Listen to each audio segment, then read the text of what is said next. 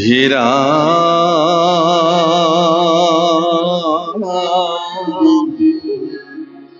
বাৰে বাৰে নাৰদক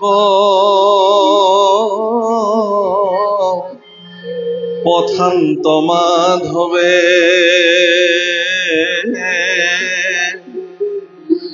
নেৰন্ত দ্বাৰকাৰী কৃষ্ণ গৌৰবে হীৰাম ভৈলাই অবতাৰ মুখ লোভিলা সাক্ষাৎ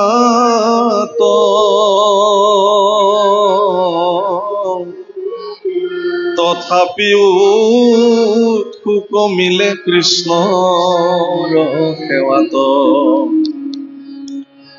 ৰাম মুকুতি সুখত কৰি ভকতি সেবৰ নভজে কৃষ্ণক লোক কিনো কৰ্মদৰ। ভাগৱতৰ বাক্য প্ৰভুসকল আইসকল, ভাগৱতৰ বাক্য মুকুতি সুখকো কৰি ভকতি সেবৰ। আমি মনুষ্যসকলে মুক্তিৰ কাৰণে হাবিয়াস কৰো, মুক্তি লাগিব, মনুষ্য জন্ম প্ৰাপ্তি হৈছে, গতিকে মুক্তিটো প্ৰয়োজন আছে। মুক্তি নহলে আমাৰ কি হ'ব? কিন্তু ভাগৱত শাস্ত্ৰই বা মহাপুৰুষসকলে মানুহক বুজাবলৈ যত্ন কৰিছে যে মুকুতি ভকতিৰ তুলনাত ই শ্ৰেষ্ঠ নহয়, শ্ৰেষ্ঠ ভকতিহে। সেইকাৰণে মহাপুৰুষ মাধৱদেৱে নামঘোষাৰ প্ৰাৰম্ভণিতে যিজনা ঘোষা লিখিলে তাত খুব সুন্দৰকে উল্লেখ কৰিলে, মুক্তিটো নিস্পৃহ যিটো সেহি ভকতক নমো ৰসময় মাঘু ভকতি সমস্ত মস্ত কমনি নিজ ভকতৰ বৈশ্য হজু হেন দেৱ যদুপতি। অৰ্থাৎ ভগৱান যিহেতু নিজ ভকতৰ বৈশ্য, অৰ্থাৎ ভগৱান সদায় ভক্তসকলৰ বৈশ্য হৈ থাকে, গতিকে মুক্তিৰ প্ৰতিও যিজন ব্যক্তি স্পৃহাহীন হৈ থাকে তেওঁৰ প্ৰতিহে তেওঁৰ ভগৱান, অৰ্থাৎ তেওঁ ভজনা কৰা ভগৱান, আমি ভজনা কৰা ভগৱান তেওঁৰ প্ৰতি দাসত্ব স্বীকাৰ কৰি থাকে। মানে এটা উদাহৰণ দিম। উদাহৰণটো এনেকুৱা যে যেতিয়া কুৰুক্ষেত্ৰ মহাযুদ্ধ আৰম্ভ হৈছিল তেতিয়া পিতামহ ভীষ্মৰ প্ৰতি এদিন দুৰ্যোধনে নিবেদন কৰিলে যে হে পিতামহ, ইমান দিন যুদ্ধ অতিবাহিত হল, আমাৰ 100 ভাতৃৰ বহু ভাতৃৰ মৃত্যু হল, কিন্তু পঞ্চপাণ্ডৱৰতো এজনৰো এতিয়ালৈকে হানি বিঘিনি হোৱা নাই, পঞ্চপাণ্ডৱৰ নোম এডালো আমি লৰোৱাব পৰা নাই। গতিকে হে পিতামহ, তুমিতো পৰম পৰাক্ৰমী আৰু শক্তিবান, গতিকে মোৰ নিবেদন যে কাইলে যুদ্ধত এগৰাকী হলেও পাণ্ডৱক তুমি নিশেষ কৰিব লাগে, নিধন কৰিব লাগে। পিতামহ ভীষ্মই কলে ঠিক আছে, হ'ব, কাইলে এগৰাকী পাণ্ডৱক নিধন কৰা হ'ব। এই কথা পিতামহ ভীষ্মৰ মুখেৰে বাজ হোৱাৰ লগে লগে পাণ্ডৱৰ শিবিৰত হুলস্থুল লাগি গল, হাহাকাৰ লাগি গল। কাৰণ পিতামহৰ মুখেৰে ওলোৱা বাণী তেওঁ যেন তেন প্ৰকাৰেণ তাক পালন কৰে। যিহেতু পিতামহ ভীষ্মই নিজ মুখে এই কথা কলে, সেইকাৰণে পঞ্চপাণ্ডৱে গৈ ভগৱান কৃষ্ণৰ চৰণত নিবেদন কৰিলে যে হে প্ৰভু দ্বাৰিকাধীশ, কাইলে বাৰু কি হব? ভগৱান কৃষ্ণ অৰ্জুনক সুধিলে, সখী, তোমাক যে দুৰ্যোধনে এটা বৰ দিম বুলি কৈছিলে, সেই বৰটো লোৱা হৈছিল নে? অৰ্থাৎ যেতিয়া তেওঁলোক বনত থাকে তেতিয়া দুৰ্যোধন দুঃশাসন কৰ্ণই অৰণ্যলৈকে বনভোজ খাবলৈ গৈ ধীবৰৰ কন্যাক অপহৰণ কৰি মহাৰাজ ধীবৰৰ দ্বাৰা তেওঁলোক বন্দী হৈছিল আৰু নিশা তেওঁলোকক মৃত্যুদণ্ড দিয়াৰ কথা আছিল আৰু এই বাৰ্তা যুধিষ্ঠিৰে গম পায় অৰ্জুনৰ হতুৱাই মানে সেই দুৰ্যোধন দুঃশাসনক ধীবৰৰ হাতৰ পৰা ৰক্ষা কৰিছে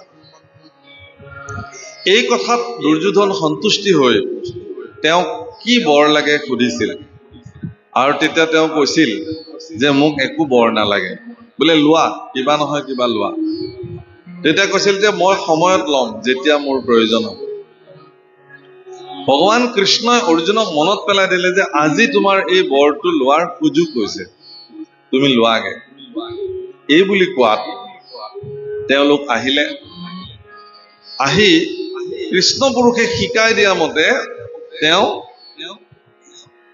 কৌৰৱৰ শিবিৰলৈ আহিলে আহি দুৰ্যোধনক ক'লে যে দাদা মই যে এটা বৰ লোৱা কথা আছিল তোমাৰ পৰা বোলে কোৱা কি লাগে বোলে তোমাৰ যুৱৰাজৰ যিযোৰ পোছাক সেইযোৰ মই আজি পিন্ধিব খোজো বাছ ইমানখিনি আচ্ছা এইখিনিয়ে এইখিনি যোৱা দি দিলে পিন্ধিবলৈ গতিকে দুৰ্যোধনৰ যুৱৰাজৰ সাজ মুকুটৰ পৰা আৰম্ভ কৰি পাদুকালৈকে সকলো পিন্ধি তেওঁ পোনে পোনে পিতামহৰ শিবিৰলৈকে আহিলে আৰু পিতামহ ভীষ্মৰ শিবিৰত প্ৰৱেশ কৰি তেওঁ বিনম্ৰতাৰে প্ৰণাম জনালে পিতামহৰ জয় হওক কল্যাণস্তু পিতামহে দেখিছে যে দুৰ্যোধন আহিছে কাৰণ সাজযোৰ অৰ্জুন বুলি চিনি পোৱা নাই কি লাগে তোমাক বোলে তুমি যে পঞ্চ পাণ্ডৱক নিধন কৰিবৰ কাৰণে 5 পাত অব্যৰ্থ বাণ সাঁচি ৰাখিছা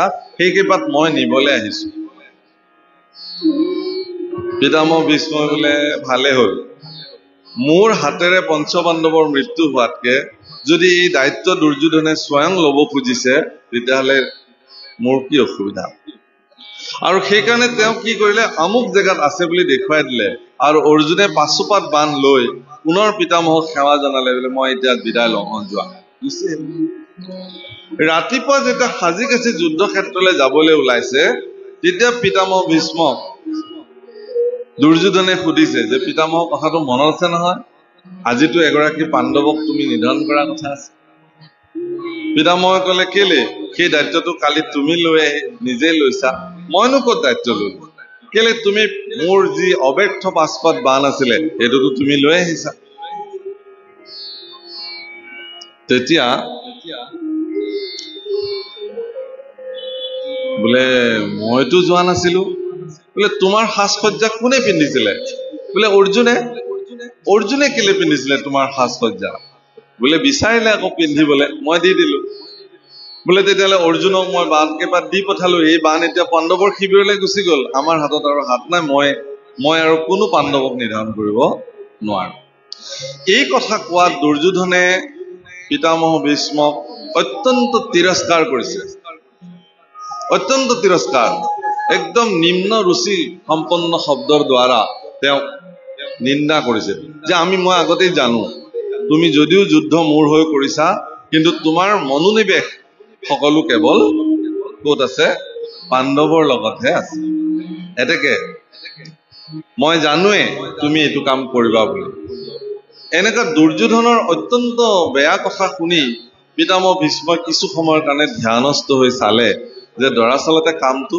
কি হৈছে আচল কথাটো কিন্তু তেওঁ দেখিলে যে গোটেই ঘটনাটোৰ মূল নায়ক দ্বাৰিকাধীশ ভগৱান কৃষ্ণ একমাত্ৰ নিজৰ ভক্তসকলক ৰক্ষা কৰিবৰ কাৰণে তেওঁ ইমানখিনি পৰ্যায়লৈকে গুচি গ'ল পিতামহ ভীষ্মই অত্যন্ত আক্ষেপেৰে ভগৱান কৃষ্ণক ক'লে যে হে প্ৰভু কেৱল পঞ্চপাণ্ডৱী তোমাৰ ভক্ত নে মই নহয় নেকি তোমাৰ ভক্ত তুমি পঞ্চপাণ্ডৱক ৰক্ষা কৰিবৰ কাৰণে মোক তুমি লজ্জিত কৰিলা মোৰ সমাজত যিটো মৰ্যাদা আছিল যে পিতামহ ভীষ্মৰ মুখেৰে যি কয় সেই কথা ৰক্ষা পৰে গতিকে ময়ো যদি তোমাৰ ভক্ত হওঁ তেতিয়াহ'লে ময়ো আজি প্ৰতিজ্ঞা কাঢ়িলো যে তুমি কুৰুক্ষেত্ৰ যুদ্ধত অস্ত্ৰ নধৰো বুলি কৈছিলা আৰু ময়ো প্ৰতিজ্ঞা কাঢ়িলো তোমাকো মই যুদ্ধ ক্ষেত্ৰত অস্ত্ৰ ধৰাইহে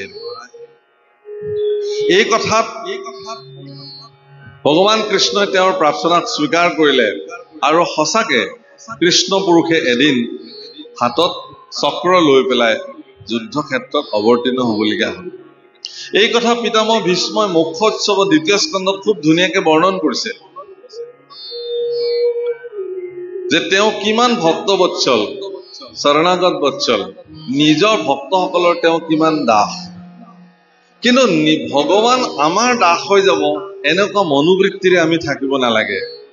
আমি সৰ্বতো প্ৰকাৰে ভগৱানৰ দাস হৈ যাব লাগে, সমৰ্পিত হৈ যাব লাগে। এই মানসিকতাটো সৃষ্টি কৰিব লাগে। বাপসকল, আইসকল, ধন সম্পত্তি ঐশ্বৰ্য বিভূতি আমাৰ সকলোৰে আছে, কিন্তু সেইবিলাকৰ দ্বাৰা আমি ভগৱানক কেতিয়াও সন্তুষ্টি কৰিব নোৱাৰো। তেতিয়াহ'লে আমি সন্তুষ্টি কৰিবৰ কাৰণে কি কৰিব লাগিব? এটা বিশেষ শব্দ মহাপুৰুষে হুবহু ভাগৱত শাস্ত্ৰলৈ লৈ আহিছে সংস্কৃতৰ পৰা, তাক অনুবাদ কৰা নাই। শব্দটো হ'ল অহম মম। অহম মম ভাৱনা। অহম মম শব্দটোৰ অৰ্থ এইটোৱেই, অহম মানে মই, মম মানে মোৰ। অহম মানে মই মানে শৰীৰটোকে মই বুলি ভাবো, আৰু শৰীৰৰ লগত সম্পৰ্কিত আটাইখিনি বস্তুকে মোৰ বুলি ভাবো। যেনে এইখন মোৰ কাপোৰ, মোৰ অলংকাৰ, মোৰ গাড়ী, মোৰ বিল্ডিং, মোৰ মাটি, মোৰ টকা পইচা, এনেকুৱা চব মোৰ বুলি ভাবো। শৰীৰৰ লগত সম্পৰ্কিত আটাইখিনি বস্তুৱে আমি মোৰ বুলি ভাবো।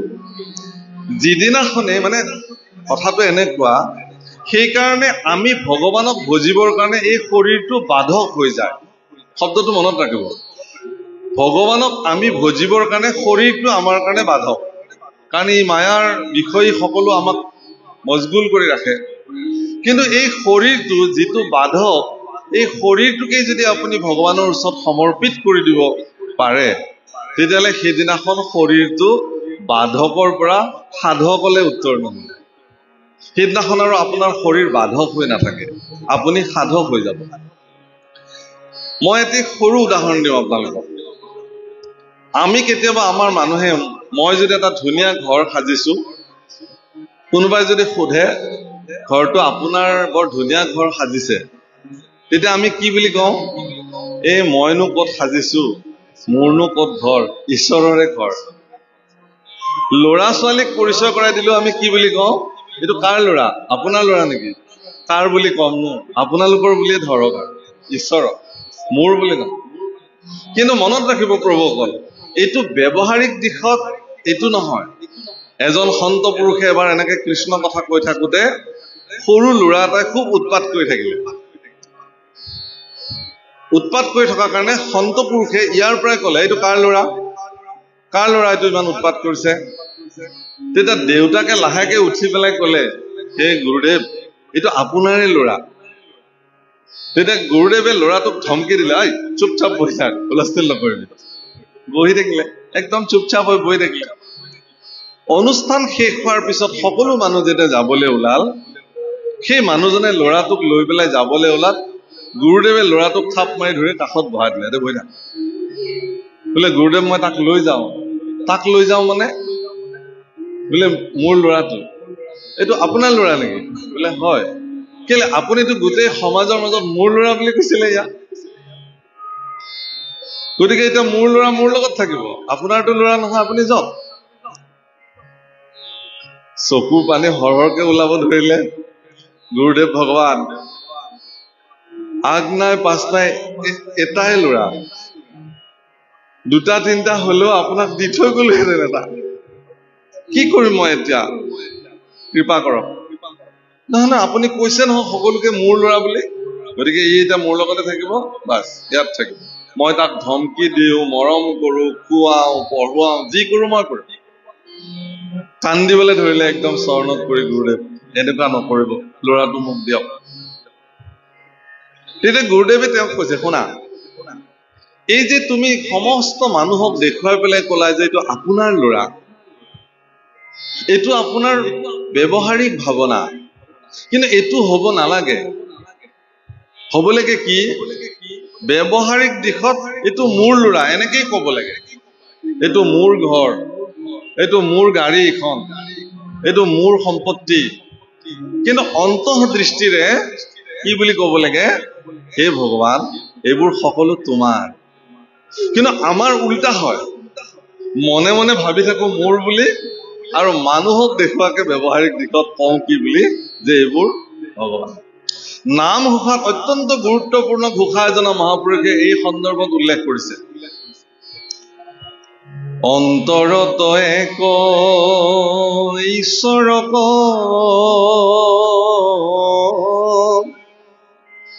বাহিৰতো নানা দেখিও, অন্তৰত বোধ বাহিৰ তুজৰ প্ৰায়, বুদ্ধিতে সমস্ত তেজিউক ও বাহিৰ তু সংগ দেখাও, এহি ভাবে ৰাম লোকত ফুৰাবে হাৰি। যোগ বশিষ্ঠ ৰামায়ণৰ পৰা মহাপুৰুষ মাধৱদেৱে এই শ্লোক লৈ আহিছিলে, ইয়াত অনুবাদ কৰিছে। ভগৱান বশিষ্ঠ গুৰুদেৱে প্ৰভু ৰামচন্দ্ৰক এই উপদেশ প্ৰদান কৰিছিল যে হে ৰাম, অন্তৰত এক ঈশ্বৰক বাহিৰত নানা দেখিও ক, অন্তৰত বোধ বাহিৰত জড় প্ৰায়, বুদ্ধিতে সমস্ত তেজিও ক, বাহিৰত সংগ দেখাও ক, এহি ভাবে ৰাম লোকত ফুৰা বেঢ়ায়। কথাটো মনত অকমান গভীৰভাৱে চাব। মোৰ সন্মুখত যে আপোনালোক সকলো বহি আছে, আপোনালোক প্ৰত্যেকৰে এটা এটা নাম আছে নিজৰ নিজৰ। এই নামটো কাৰ নাম? সেইটো আপোনাৰ নাম নহয়, আপোনাৰ শৰীৰটোৰ নাম। তাৰমানে আপোনাৰ শৰীৰটোক চিনাক্ত কৰিবৰ কাৰণে জন্মৰ পিছতে নামকৰণ সংস্কাৰণৰ দ্বাৰা এটি নাম প্ৰদান কৰা হ'ল। সেই নামটোৰে এতিয়া ৰিজু পাঠক নামৰ নামটোৰ দ্বাৰা এই শৰীৰটোক চিনাক্ত কৰা হয়। ৰিজু পাঠক কেনেকুৱা দেখিবলৈ, বোলে এনেকুৱা এনেকুৱা এনেকুৱা, বাছ সেইটো ৰিজু পাঠক নামৰ শৰীৰটোৰ পৰিচয়। ঠিক তেনেকে ইয়াত বহি থকা প্ৰত্যেকজন মানুহৰ নামবিলাক তেওঁলোকৰ শৰীৰবিলাকৰ পৰিচয়। তেতিয়াহ'লে সকলোৰে এটাই নাম আছে, কমন নাম এটা আছে। সেইটো নাম হ'ল, আমাৰ সকলোৰে এটা নিৰ্দিষ্ট নাম আছে, সেই নামটো হ'ল আত্মা। আপোনাৰ নামো আত্মা, মোৰ নামো আত্মা, এখেতৰ নামো আত্মা, এখেতৰ নামো আত্মা। অকল মানুহ নহয়, গছডালৰ নামো আত্মা, গৰুটোৰ নামো আত্মা, ছাগলীটোৰ নামো আত্মা, চবৰে নাম আত্মা।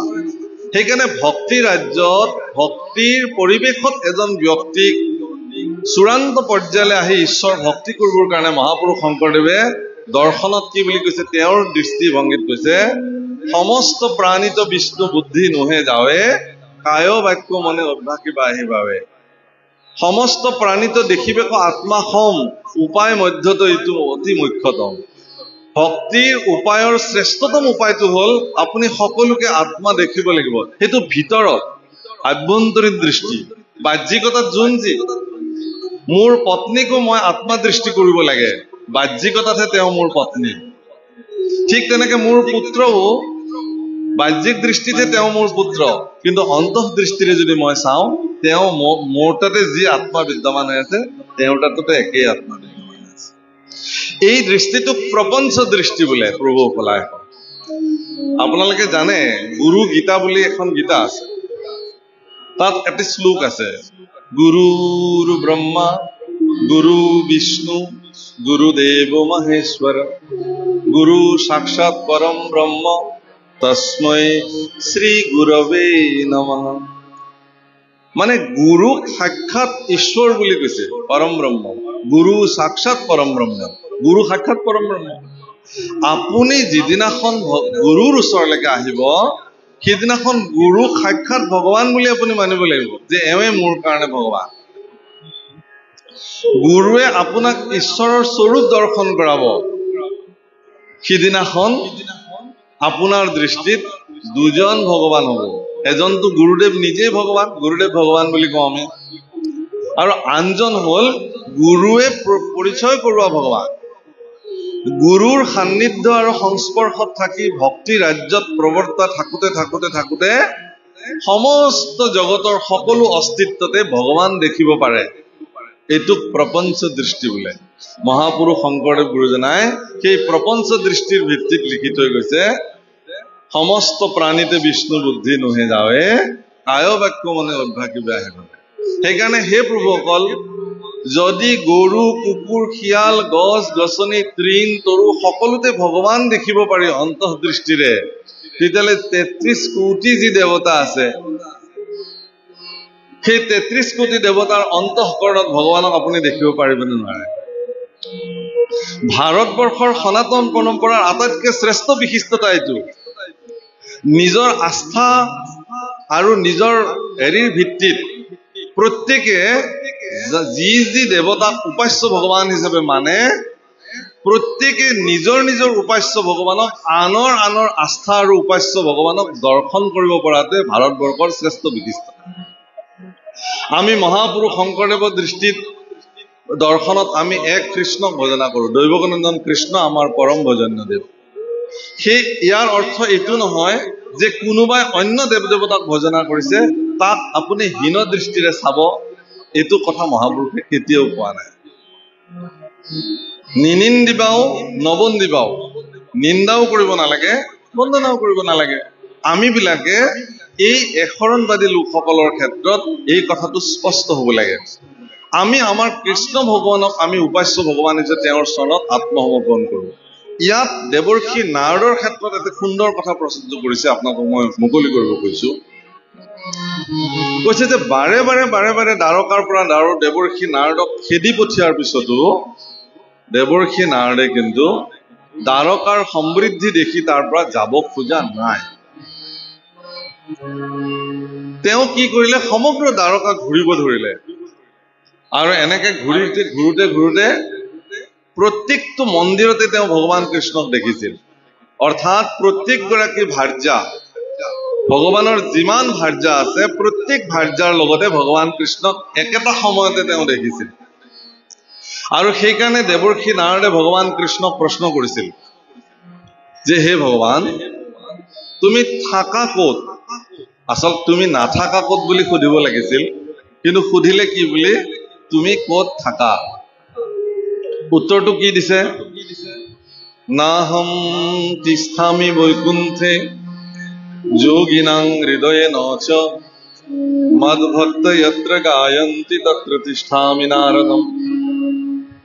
মহাপুৰুষ শংকৰদেৱে সৰল ভাঙনি কৰিছে কীৰ্তনত। নাৰদ বিষ্ণু আসন্ত কৈ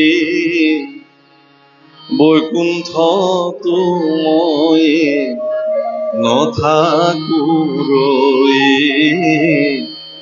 যোগীৰ হিয়াৰি সমুদায় থাকো ভকতৰ কীৰ্তন চাই। গোবিন্দ গোপাল গৰুৰ কেতু ভকতৰ ভয় ভঞ্জন হে। কীৰ্তনৰ নাৰদৰ কৃষ্ণ দৰ্শন নামৰ অধ্যায়ৰ কীৰ্তন গোবিন্দ গোপাল গৰুৰ কেতু, এই কীৰ্তনত এইবুলি লিখিছে। ইয়াকে আকৌ মাধৱ পুৰুষে বেলেগ ধৰণে লিখিছে, একে অনুবাদ, একেটা শ্লোকে।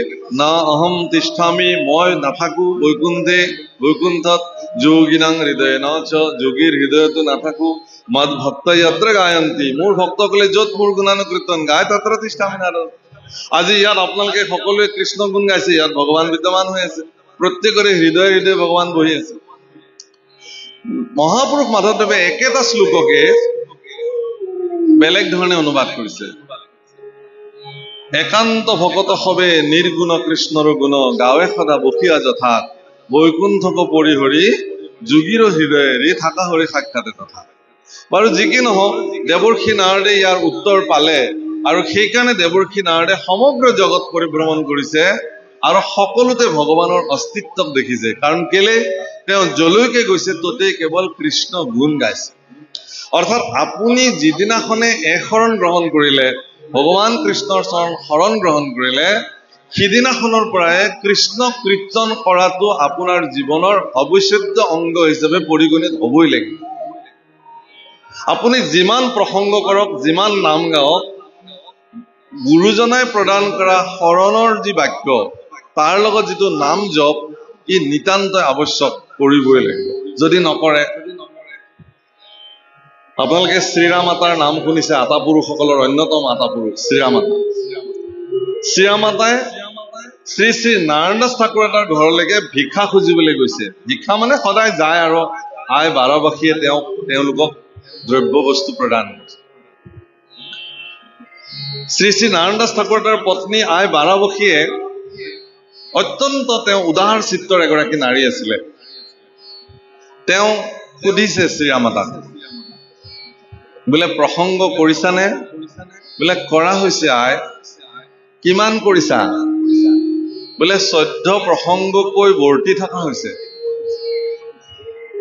হোৱা নাই এই বুলি ভিক্ষা দিছে পিছদিনাখন আহিছে একেটা প্ৰশ্ন সুধিছে প্ৰসংগ কৰা হৈছে নে কৰা হৈছে আই কি কৰা হৈছে 14 প্ৰসংগে প্ৰৱৰ্তি থকা হৈছে আই নাই হোৱা গুৰুজনক আহি সুধিছে কৃপাল গুৰু মোক বাৰবাসী আই বাৰে বাৰে সোধে আৰু 14 প্ৰসংগ কৰা কথা কওঁতে তেওঁ নাই হোৱা বুলি কৈছে হোৱা নাই তেতিয়াহ'লে কি কৰিব লাগিব বোলে আৰু কিবা কৈছে নেকি বোলে এটি ফকৰা মাতিছে অকল নাৰায়ণ দাস ঠাকুৰে ফকৰা লিখিছিল এনে নহয় আই বাৰবাসীও বহুত ফকৰা জানিছিল আই বাৰবাসীয়ে ফকৰা মাতিছে কি বুলি হাতীৰ খুৰৰ ৰোৱা খুৰুজ উঠে পুৱা বনৰীয়া হাতীয়ে লাও পাত খাই 14 প্ৰসংগ কৰি নৰকত যায় আৰু মহাপুৰুষ শংকৰদেৱ গুৰুজনাই শুনি পেলাই আচৰিত হৈ গ'ল এই নাৰায়ণে এইবোৰ লিখি থাকে কৈ থাকে আৰু এতিয়া পত্নীও ক'বলৈ আৰম্ভ কৰিলে এইবোৰতো বুজিয়েই নাপাওঁ নাৰায়ণ দাস ঠাকুৰতো এনেকুৱা অদ্ভুত অদ্ভুত ফকৰা আছে 12 হাত জালৰ 13 হাত ফটা ভাল মাৰিলে বাপেৰ বেটা ৰৌ বৰালি সৰকি গ'ল পুঠি হলি মানে পাহে পাহে অবাতে বাটত পেলাবা জেং ভকতক দেখিলে দাঙিবা ঠেং গুৰুক দিবা পিঠি তেৱেহে যাইবা বৈকুণ্ঠক উঠি এইবোৰ নাৰায়ণ দাস ঠাকুৰৰ ফকৰা অদ্ভুত অদ্ভুত ফকৰা তেতিয়া গুৰুজনাই শ্ৰীৰামাতাক ক'লে যে কাইলে তুমি যেতিয়া যাবা তোমাক যেতিয়া আকৌ সুধিব আই বাৰবাসীয়ে তুমি ক'বা যে 14 প্ৰসংগৰ উপৰঞ্চিও আৰু এজনা প্ৰসংগ কৰা হৈছে গুৰু আজ্ঞা পালন কৰি পিছদিনা আই বাৰবাসীয়ে যেতিয়া সুধিলত তেতিয়া শ্ৰীৰামাতাই খুব গহীনাই কৈছে আই 14 প্ৰসংগৰ উপৰঞ্চিও আৰু এজনা প্ৰসংগ কৰা হৈছে ধন্য খুব আনন্দ পাইছে মই আনন্দ লভিলো আতা ভাল যোৱা হওক এটা মহাপুৰুষ গুৰুজনাৰ চৰণত দণ্ডবত পৰি শ্ৰীৰামাতাই সুধিছে যে হে কৃপাল গুৰু তুমি ক'লা আৰু মই কৈ থৈ আহিলো কিন্তু মই নিজেই বুজি নাপালো 14 প্ৰসংগৰ ওপৰতো আৰু এজনা প্ৰসংগ কি সেইটো কি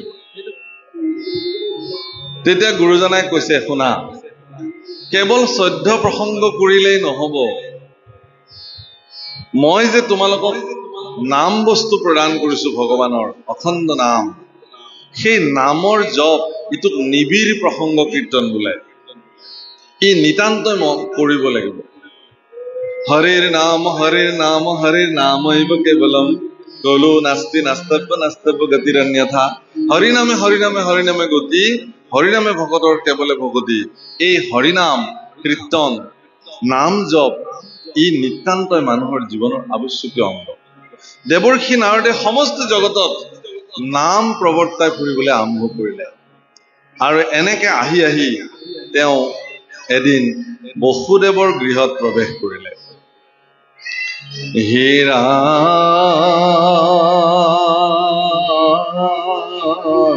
মৰা দিনে কণাৰদ বসু দেৱ গৃহে গৈলা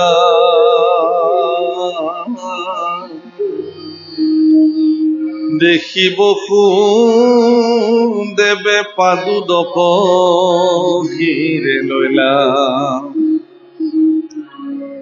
হে ৰাম কৰিলা সাদৰে বাক্য আৰ কৰিলা প্ৰণাম পুৰি আসনে বৈঠাই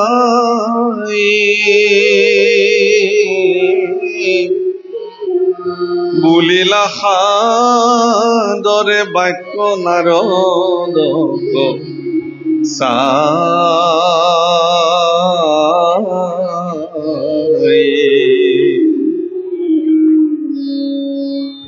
যেতিয়া দেৱৰ্ষি নাৰদ বসুদেৱৰ গৃহত আহি প্ৰৱেশ কৰিছে বসুদেৱে ভগৱান কৃষ্ণৰ পিতৃ বসুদেৱে দেৱৰ্ষি নাৰদৰ চৰণ ধুৱাই পাদ্যে অৰ্ঘে চৰণ পূজন কৰি সেই চৰণ পাদুদক শিৰক অভিষেক কৰিছে অলপ মন কৰিবলগীয়া বিষয় ভগৱান শ্ৰীকৃষ্ণ দ্বাৰিকাধীশ ভগৱান কৃষ্ণৰ পিতৃ বসুদেৱ দেৱৰ্ষি নাৰদ কোন এগৰাকী ঋষি দেৱৰ্ষি ভগৱান কৃষ্ণৰ পিতৃ হোৱাৰ পিছতো বসুদেৱে কিন্তু গৃহত প্ৰৱেশ কৰা এগৰাকী ব্ৰাহ্মণক এগৰাকী ঋষিক যি ধৰণে সেৱা আৰু সৎকাৰ কৰিব লাগে তাক যি ধৰণে কৰিব লাগে সেই ধৰণে সম্পাদিত প্ৰভুসকল ভাৰতবৰ্ষৰ সনাতন পৰম্পৰাৰ এইবিলাক বিশেষ বিশেষ বিশিষ্টতা মই ক'লো বেদব্যাসৰ আশ্ৰমলৈকে যিদিনাখন দেৱৰ্ষি নাৰদ আহিছিল পৰম প্ৰসিদ্ধ বেদজ্ঞ মহাপণ্ডিত বেদব্যাসেও দেৱৰ্ষি নাৰদৰ চৰণ ধুৱাই পৰম কল্যাণে তেওঁ আসনত বহুৱাইছে এইবিলাক আমাৰ আদৰ্শ ইচ্ছা কৰাহেঁতেন মই কৃষ্ণৰ দেউতাক মইনো কিয় দেৱৰ্ষি নাৰদক সেৱা কৰিম দেৱৰ্ষি নাৰদেহে আহি মোক সেৱা কৰিব লাগিব আমাৰ মন্ত্ৰী MLA ডাঙৰ ডাঙৰ মানুহবিলাকৰ দেউতাকবিলাকক আমাৰ মানুহবিলাকে গৈ সেৱা কৰে সৎকাৰ কৰে নমস্কাৰ কৰে তেতিয়াহে মন্ত্ৰী MLA ভাল পাব কিন্তু দেৱৰ্ষি নাৰদৰ ক্ষেত্ৰত আজি এইটো নহল আমাৰ বসুদেৱে এইটো কৰা নাই বসুদেৱে দেৱৰ্ষি নাৰদৰ চৰণ ধুৱাই লৈ আহিছে হে ৰাম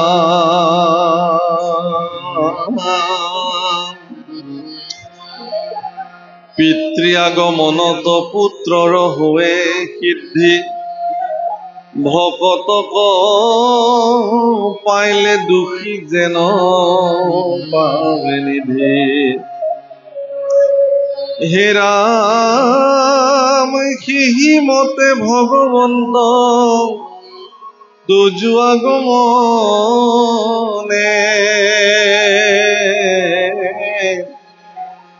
সমস্ত প্ৰাণীৰ গতি হোৱে বক্ষণে হে দেৱৰ্ষি তোমাৰ আগমনত মই বৰ সন্তুষ্টি লভিছো কেলে যে পুত্ৰ আহিলে যেনেকে পিতৃৰ মনত আনন্দ হয় বা পিতৃৰ আগমনত পুত্ৰৰ মনত যেনে ধৰণে আনন্দ উপজে তোমাৰ নিচিনা পিতৃ তোমাৰ নিচিনা এগৰাকী গুৰু মোৰ গৃহত আহি উপস্থিত হোৱাত পুত্ৰ হিচাপে মই বৰ আনন্দিত হৈছো ভাগৱতৰ এই বাক্যভাগ বৰ্তমান সমাজত কিমান প্ৰযোজ্য এবাৰ মন কৰক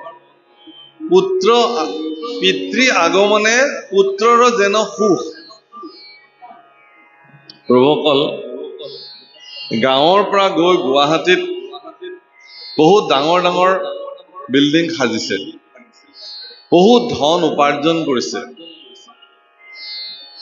তেনেকুৱা বিল্ডিং ঘৰবিলাক চাবৰ কাৰণে আমাক লৈ যায় কেতিয়াবা শিষ্যবিলাকে চাওকচোন প্ৰভু ঈশ্বৰ ঘৰটো কেনেকুৱা লাগিছে অতি সুন্দৰ ঘৰটোত ক'ত কি কি আছে সব দেখুৱায় কেতিয়াবা দেখা পাওঁ যে তেওঁৰ পোহনীয়া কুকুৰটো ৰাখিবলৈও আটক ধুনীয়া কোঠালি এটা থাকে য'ত হুকুমল তুলিৰ পৰা আৰম্ভ কৰি ব্লেংকেটলৈকে সকলো তাত ব্যৱস্থা থাকে কিন্তু তেওঁক যদি আপুনি সোধে যে আপোনাৰ দেউতা মা গাঁৱৰ পৰা আহিলে ক'ত থাকে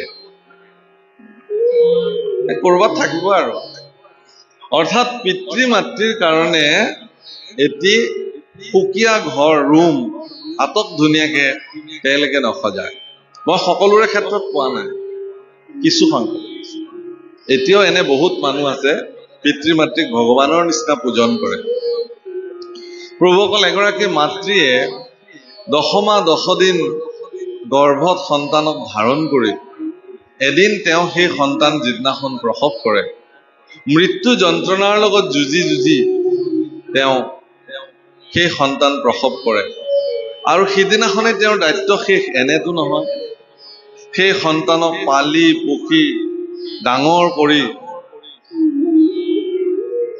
বহুত কষ্টৰে সন্তানটো ডাঙৰ কৰে আৰু সেই সন্তান যেতিয়া ডাঙৰ হৈ যায় তেতিয়া সেই পিতৃ মাতৃৰ প্ৰতি তেওঁলোকৰ যি ধৰণৰ সেৱা শুশ্ৰূষা হ'ব লাগে সেই শুশ্ৰূষাৰ পৰা তেওঁলোক বঞ্চিত হৈ যায়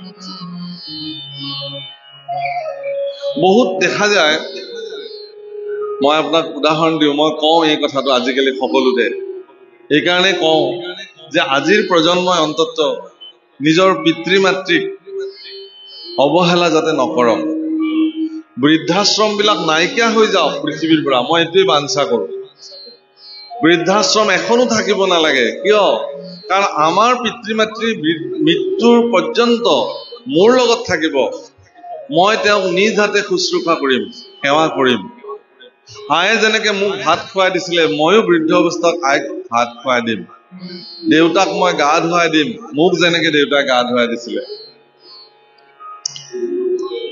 গতিকে পিতৃৰ আগমনত পুত্ৰৰ যিটো সুখ সেইটো আজিকালি বিপৰীত দেউতাক মাক আহিম বুলি ক'লে পুত্ৰ আৰু বোৱাৰীৰ মনত অসন্তুষ্টি হৈ যায় কিমান দিনলৈ বা বুঢ়া আহিছে কেতিয়াকে যাব এনেকুৱা ভাৱনাই ক্ৰীড়া কৰে সেইকাৰণে হে প্ৰভুসকল আপোনাক সবে মই প্ৰত্যেকটো শিশু উঠি অহা প্ৰজন্মক হাতজোৰ কৰি কৈছো যে পিতৃ মাতৃ আদি গুৰু পিতৃ মাতৃৰ সেৱাৰ পৰা বঞ্চিত হোৱা ব্যক্তিয়ে কোনো ভগৱানক সেৱা কৰিব নোৱাৰে কোনো ঈশ্বৰে তেওঁৰ সেৱা কেতিয়াও গ্ৰহণ নকৰে পিতৃ মাতৃৰ সেৱাত সৰ্বদা মনোনিৱেশ কৰিব লাগিব গীতাত ভগৱানৰ লগত পিতৃ মাতৃক তুলনা কৰিছে খুব সুন্দৰ গতিকে হে প্ৰভুসকল আইসকল নিজৰ সন্তান সন্ততিক এই সংস্কাৰেৰে সংস্কাৰিত কৰক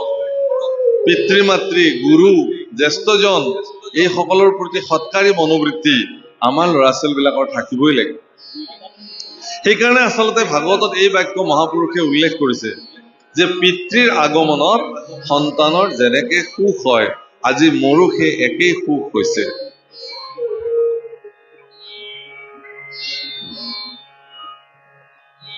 আৰ হেৰা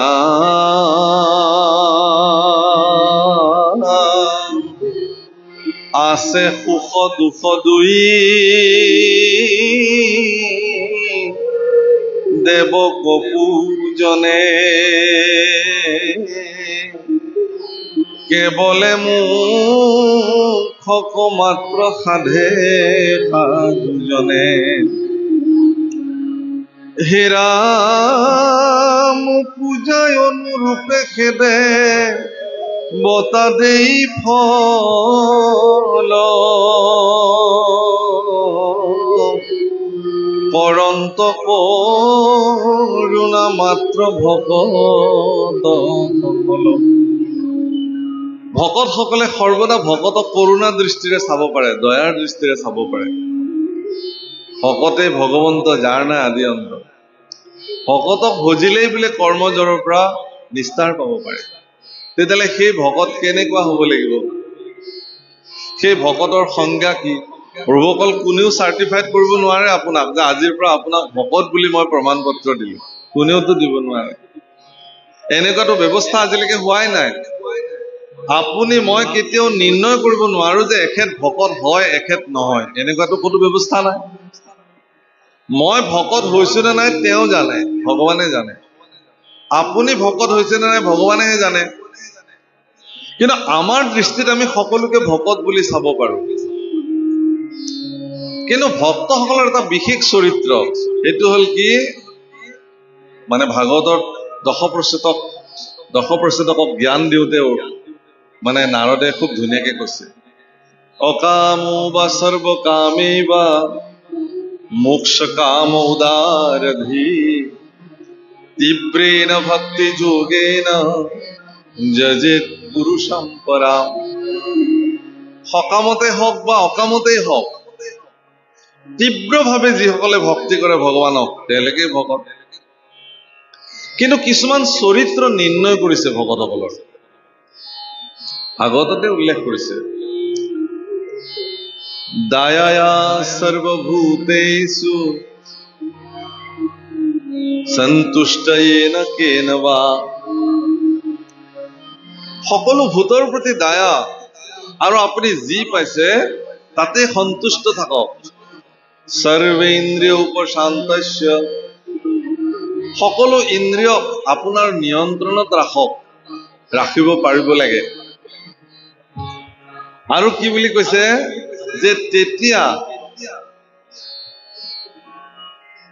জনাৰ্দন সন্তুষ্টি হ'ব। তুষ্যতি আশু জনাৰ্দনঃ তুষ্যতে সা জনাৰ্দনঃ। আশু শব্দৰ অৰ্থ সোনকালে, অৰ্থাৎ তেওঁ অতি সোনকালে সন্তুষ্টি হৈ যায় ভগৱান আপোনাৰ প্ৰতি। তাকে মহাপুৰুষ মাধৱদেৱে বৰ ধুনীয়াকে উল্লেখ কৰিছে, মহন্তৰ সংজ্ঞা প্ৰদান কৰিছে, ভক্তসকলৰ সংজ্ঞা। কৃষ্ণ পদ মাত্ৰ সেৱা কৰে,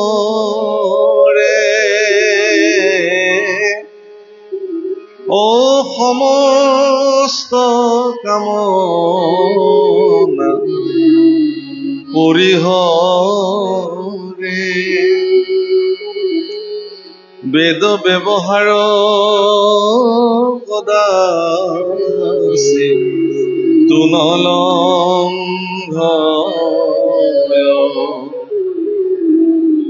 কৃষ্ণ পদ সেৱা সুষমনে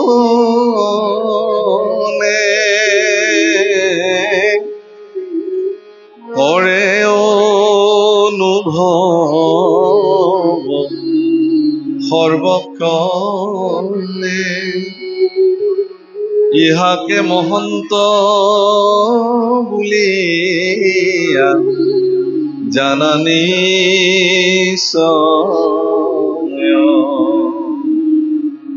হে বাপসকল, আমি যিদিনাখন সত্ৰাধিকাৰৰ আসনত আসীন হলো, ৰাইজে আমাক দুটা বস্তু প্ৰদান কৰিলে, এটা শ্ৰী যুক্ত কৰিলে আৰু এটা মহন্ত উপাধি প্ৰদান কৰিলে।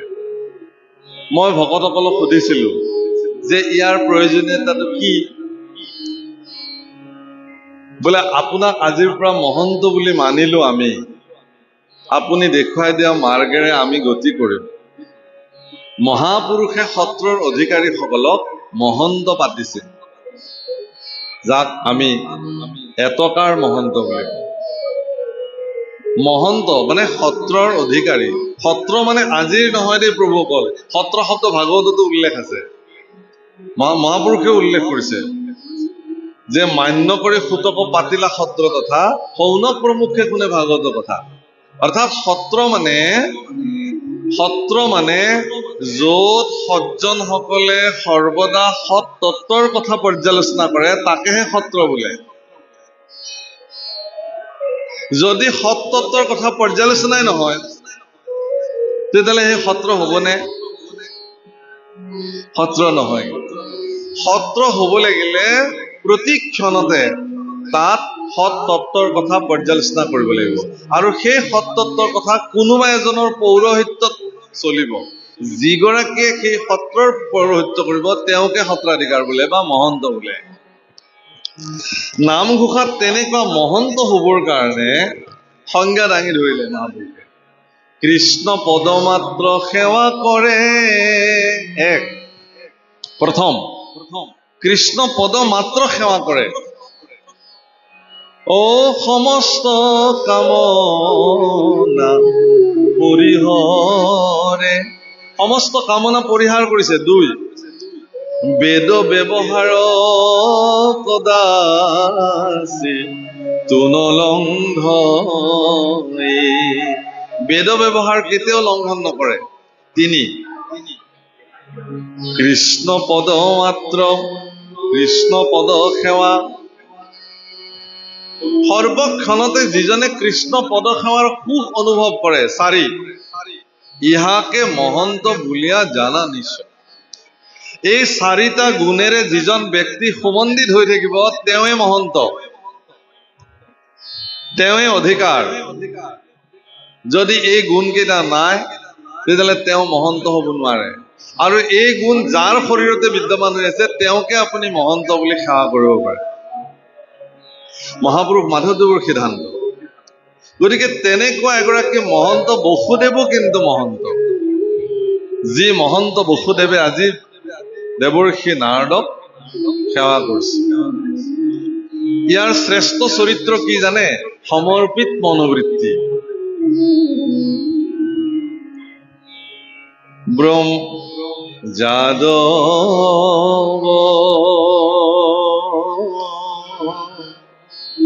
কি দিবু মাধৱৰা, ব্ৰহ্মাণ্ড ভিতৰে যত বস্তু আছে, ব্ৰহ্মাণ্ড ভিতৰে যত বস্তু আছে, সবেও তোমাতে পাই হে যাদৱ কি দিবু মাধৱৰা, কি দিবু মাধৱৰা। ঐশ্বৰ্য বিভূতি কি দিবু তোমাক, আপুনি লক্ষ্মীৰ পতি। ঐশ্বৰ্য বিভূতি কি দিবু তোমাক, আপুনি লক্ষ্মীৰ পতি। কিবা স্তুতি নতি কৰিব তোমাক, যাৰ ভাৰ যা সৰস্বতী। হে যাদৱ কি দিবু মাধৱৰা, যাদৱ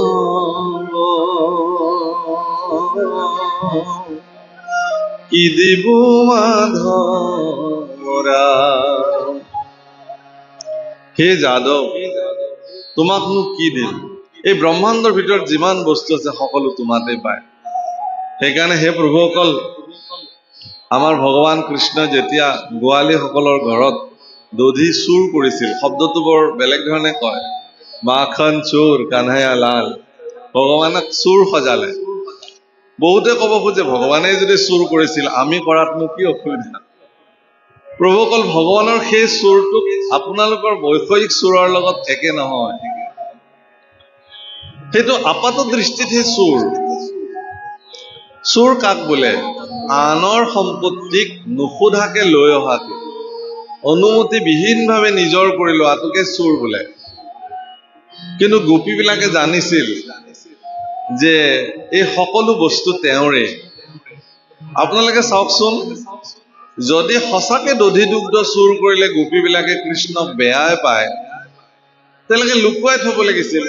লুকুৱাই নথয়, দুৱাৰখন খুলি থৈ দিয়ে আৰু দুৱাৰৰ ভিতৰেৰে মাখনৰ টেকেলিটো দেখা পোৱাকে সিকিয়াৰে ওলমাই থয়। যাতে ভগৱান কৃষ্ণই ইয়াক দেখা পায় আৰু ভিতৰলৈ গৈ পেলাই যাতে এইটো খাবলৈ যায়।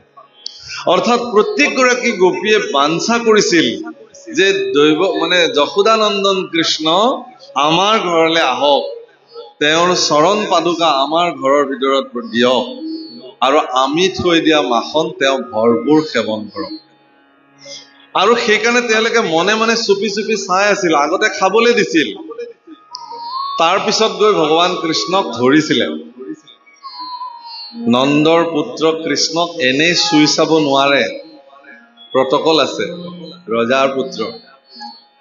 কিন্তু চোৰ হিচাপে চোৰ ধৰি লৈ গ'লে যোনে তোনে য'তে ত'তে ধৰি লৈ যাব। এতিয়া অজুহাত লাগে তেওঁলোকে ভগৱান কৃষ্ণক এবাৰ স্পৰ্শ কৰিবৰ কাৰণে, চুবৰ কাৰণে। বাপসকল, গোপীবিলাকে সদায় ভগৱানৰ ওচৰত প্ৰাৰ্থনা কৰিছিল যে হে প্ৰভু, এই যশোদাৰ পুত্ৰ কৃষ্ণ এনেকুৱা এজন পুত্ৰ যদি মোৰো জীৱনত প্ৰাপ্ত হলহেঁতেন, ময়ো যদি যশোদাৰ নিচিনাকে তেওঁক স্নান কৰাব পাৰিলোহেঁতেন, অৱগাহন কৰাব পাৰিলোহেঁতেন, খুৱাব পাৰিলোহেঁতেন, বস্ত্ৰ অলংকাৰ পিন্ধাব পাৰিলোহেঁতেন, চুম্বন কৰিব পাৰিলোহেঁতেন, ডিঙিত সাৱটি শুই থাকিব পাৰিলোহেঁতেন। এনেকে প্ৰত্যেকগৰাকী ব্ৰজাংগনাই ভগৱানৰ ওচৰত প্ৰাৰ্থনা কৰিছে। আৰু গাইবিলাকে একদম বহুত বহুত গাখীৰ দিয়া গাই নন্দৰ ঘৰত আছিল, গৌশালাত। প্ৰত্যেকগৰাকী গায়ে চকু পানী টুকিছিল কৃষ্ণক যেতিয়া মাখন চোৰৰ অপৰাধত ধৰি বান্ধি লৈ গৈছিল। তেওঁলোকে কি কৰিছিলে? প্ৰাৰ্থনা কৰিছিলে, হে কৃষ্ণ, তুমিনো কিয় গোৱালীৰ ঘৰত গৈ খাব লাগে? তাতকে প্ৰত্যক্ষভাৱে তুমি আমাৰ উহাৰৰ পৰা গাখীৰ কিয় নোখোৱা? আৰু গোপীসকলৰ আৰু গাইবিলাকৰ এই প্ৰাৰ্থনাক ভগৱানে স্বীকাৰ কৰিছিল। কোনদিনা? যিদিনা ব্ৰহ্মাই তেওঁলোকক চুৰ কৰি লৈ গৈছিল গোৰক্ষ আৰু ডামৰীবিলাক। সুদীৰ্ঘ এবছৰ কাল ভগৱান কৃষ্ণ নিজেই এক গোৰক্ষ হৈছিলে, এক ডামৰী হৈ এবছৰ কাল গোপীবিলাকৰ প্ৰাৰ্থনাক স্বীকাৰ কৰি তেওঁলোকৰ ঘৰত ভগৱান এবছৰ কাল তেওঁলোকৰ সন্তান হিচাপে নিবাস কৰিছিল। আৰু ডামৰী হৈ আহি গাইবিলাকৰ উহাৰৰ পৰা নিজ মুখে দুগ্ধ পান কৰিছিল।